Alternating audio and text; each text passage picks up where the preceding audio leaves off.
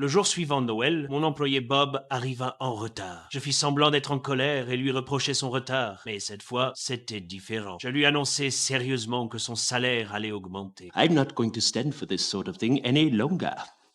And therefore, I am about to raise your salary.